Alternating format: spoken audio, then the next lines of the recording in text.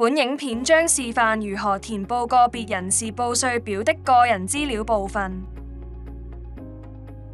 此部分必須填寫。為方便你填報，部分資料已根據本局的記錄替你預填。請核對有關資料，並作出適當修改。如你是非單身納稅人，請輸入你配偶的資料。如果婚姻狀況發生變更而未曾通知稅務局，你可以在通知的部分選擇是並填上新婚姻狀況的生效日期。